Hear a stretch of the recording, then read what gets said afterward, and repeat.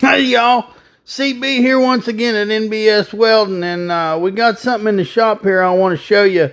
We're going to be doing a refabrication of this particular item right here, and what this is a tailgate off of a buddy of mine's dump truck.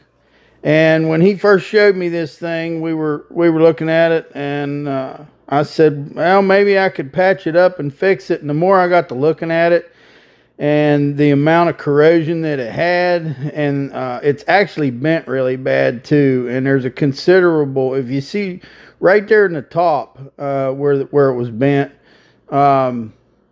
there's a considerable kink, and I don't know if you're going to be able to see it in this shot right here. It looks a lot worse than it looks a lot worse in person than it does in this shot right here, but it's bent and kinked pretty bad. There's a lot of corrosion. The mud and stuff has gotten back into the hollow places, and we decided to build a new one. And the first thing I did was I took the Arc Captain Cut 55 and I cut the piece of 1/8 inch plate that we needed, put the torch right up against the straight edge, laid the tip right on the material, a little bit of a backward angle, and drug it right across there and got it cut. The next parts I was getting ready is some 1.5 by 1.5 1/4 inch wall square tubing.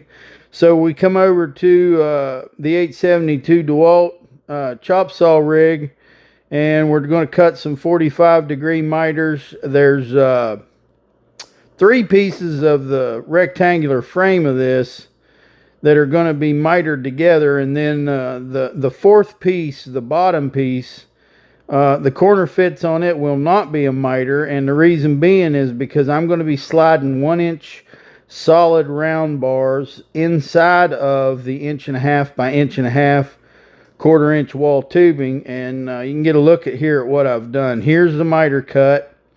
Those are put together with about a 1/8 inch or 3/16 gap, a little bit of gap to get some penetration.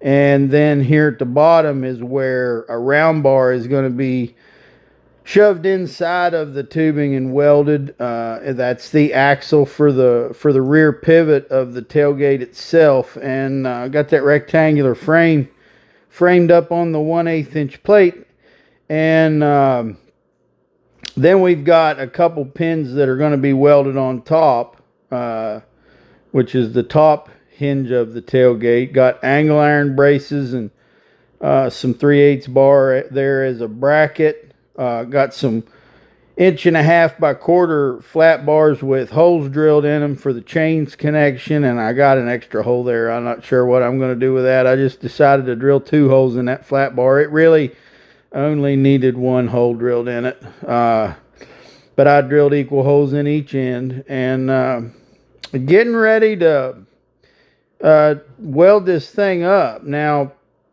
I got some 1/8 inch material capped round discs that I'm welding on as caps on the end of these upper round bars, just so they're not sharp on the end up there on the top.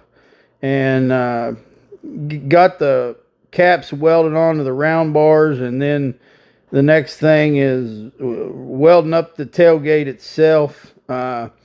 When I did my stitch welds on this job, I actually made some marks so that the stitch welds would all be pretty equal. I welded the ends of them pretty much all the same, and on this I didn't get much warpage, and I think a lot of the reason I didn't was because the outer frame of this being a 1/4 inch thick, the 1.5 by 1.5 by 1/4 square tubing, it's a pretty heavy tube.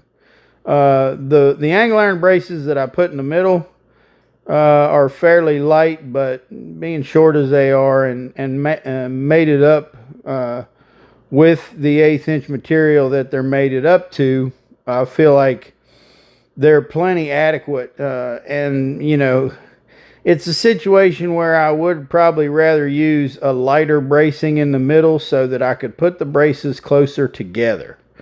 On the outer perimeter, I like the idea of having the 1/4 inch thick material because it's a dump truck, you know. It's going to get banged. And that outer perimeter, especially trying to prevent the tailgate from being bent, in the sense of trying to keep it from getting bent, I think having that tubing is going to be pretty helpful.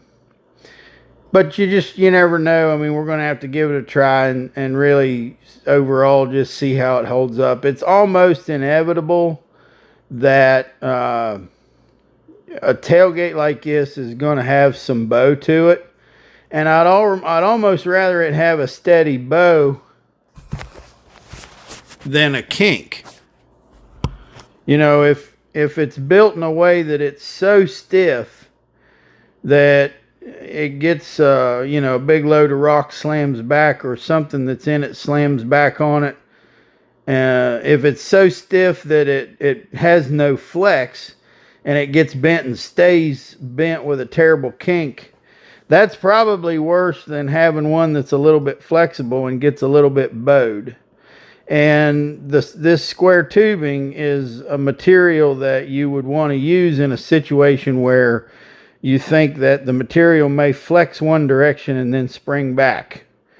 That's what square tubing is really good at. So anyway, my buddy wanted me to paint this. I asked if the painting was part of what he wanted me to do, and he said, sure, get it painted, which it's probably a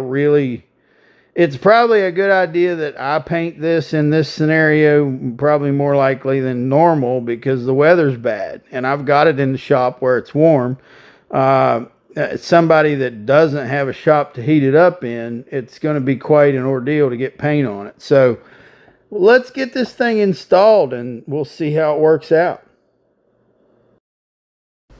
If you'd like to buy an NBS Welding t-shirt for $25, send Boss Lady Tina an email request. nbswelding@aol.com. All right then. Going to use the Hillbilly Bridge crane and roll this tailgate over into place. Got the dump truck in the shop. And we're ready to put her on there and see what we got to do, make it fit right. The first thing I noticed is the pin on the upper left wasn't lining up exactly right. And I remember on the old tailgate, that pin on the upper left was bent slightly downward, and I thought there was no reason why it would need to be that way. But there's something about the bed that requires it to be that way, obviously. And it's not a lot. It's just obvious. If you're really looking at it, it's obvious that the pin does bend down a little bit. So we're going to bend this one down. Give her a couple warps right there. I did mess up my 1/8 inch plate a little bit. I had to fix that because I was beating on it. And once we got the other pin out of the way, then it closed up good and it pinned up good. And then we draw our attention over to the pin on the upper right. Now it started in and then it stopped.